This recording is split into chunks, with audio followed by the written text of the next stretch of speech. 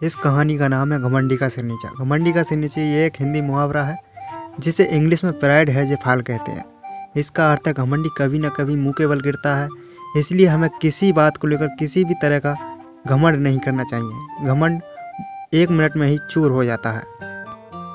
घमंड की उम्र बहुत ही कम होती है। इंसान अगर अपने ऊपर घमंड करता है तो वही उसकी सबसे बड़ी असफलता होती है और ये घमंड उसे एक दिन सबके सामने शर्मिंदा कर बैठता है, जिसके लिए विद्वान कह गए हैं घमंडी का सिर नीचा।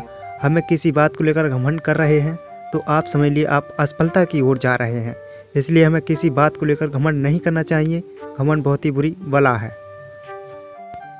घमंडी का सिर नीचे मुहावरे को चरितार्थ करने हेतु ये वीडियो आपके लिए कहानी के तौर पर लाई गई है। आप इस कहानी को पूरा देखिएगा, आपको इस कहानी से बहुत कुछ सीखने को मिलने वाला है। आप इस कहानी को एंड करके जाइएगा, आप मानिए कुछ ना कुछ इस वीडियो से सीख कर ही जाएंगे।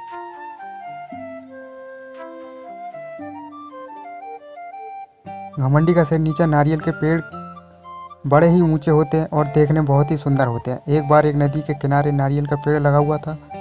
उस पर लगे नारियल को अपने पेड़ के सुंदर होने पर बहुत ज़्यादा गर्व था।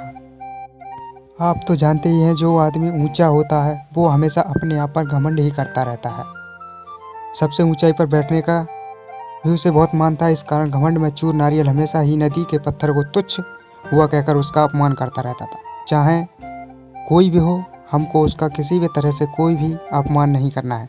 हमको सदैव अपने ही कर्तव्य पर ध्यान देना है, चाहे हम कुछ भी कर रहे हों, चाहे आदमी कुछ भी कर रहा हो। एक बार एक शिल्पकार उस पत्थर को लेकर बैठ गया। उसे तराशने के लिए उस पर तरह तरह से प्रहार करने लगा। ये देख नारियल को और अधिक आनंद आने लगा। नारियल कह रहा था कि बस तेरी यही इज्जत है और कुछ नहीं।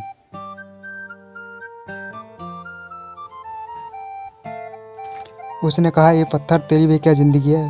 पहले उस नदी में पड़ा रहकर इधर उधर टकराया करता था और बाहर आने पर मनुष्य के पैरों तले रौंदा जाता है, और आज तो हद हो गई।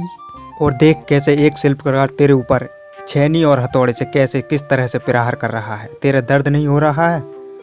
ये शिल्पी तुझे हर तरफ से चोट मार रहा है और तू पड़ा पड़ा देख रहा है। अरे अपमान की भी सीमा होती है। कैसी तुच्छ जिंदगी जी रहा है यार।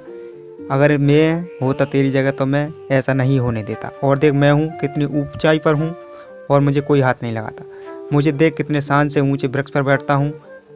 पत्थर ने उसकी बातों पर ध्यान ही नहीं दिया। नारियल उसे रोज इसी तरह पत्थर को अपमानित करता रहता था। पत्थर का बहुत ज़्यादा अपमान करता था। दिन भर कोई भी अगर उसे ठोकर भी मार दे तो वह उसका अपमान ही करता रहता था। कुछ दिनों बाद उस शिल्पकार ने पत्थर को तराशकर शालिग्राम बनाए और पूर्ण आदर के साथ उसकी स्थापना मंदिर में की गई। पूजा के लिए नारियल को पत्थर में बने उस शालिग्राम के चरणों में चढ़ाया गया। फिर पत्थर और ज़्यादा खुश हो रहा था, कह रहा था कि देख नारियल, आज तू मेरे कदमों में आकर ही गिर गया। पर इस पत्थर ने नारियल से बोला, भाई नारियल, कष्ट सहकर मुझे जो जीवन मिला है उसे ईश्वर की प्रतिमा का मान मिला है, और तुझे देख मेरे चरणों में आकर गिरना पड़ा है। भले ही तू कितना ऊंचाई पर बैठा हो, लेकिन आज देख, मैं आज तराशने पर ईश्वर के समतुल्य माना गया।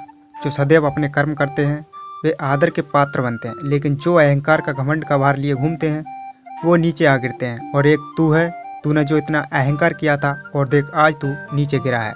ईश्वर के लिए समर्पण का महत्व है, घमंड का नहीं। पूरी बात नारियल ने सिर झुकाकर स्वीकार की, जिस पर नदी बोली, इसे कहते हैं घमंडी का सिर नीचा। इस बात को देखकर नदी भी नारियल से बोली कि आज देख तेरे साथ क्या हो गया। घमंडी का सिर नीचा इस कहानी से हमें यही शिक्षा मिलती है कि हम घमंड करके स्वयं अपनी छवि का अपमान करते हैं।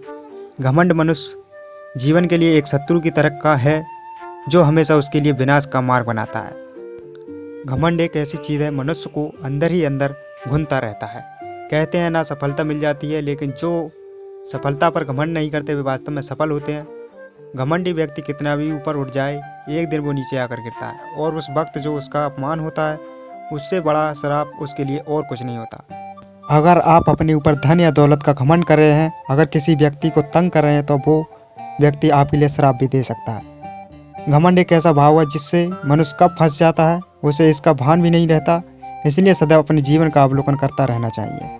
हमें अपने अंदर झांक कर देखना चाहिए कि हम किसी प्रकार का घमंड तो नहीं कर रहे हैं। अगर घमंड कर भी रहे हैं तो किस बात का। अपने आप को कटघरे में खड़ा करके खुद अपने बोले हुए शब्दों का निष्पक्ष न्याय करना चाहिए।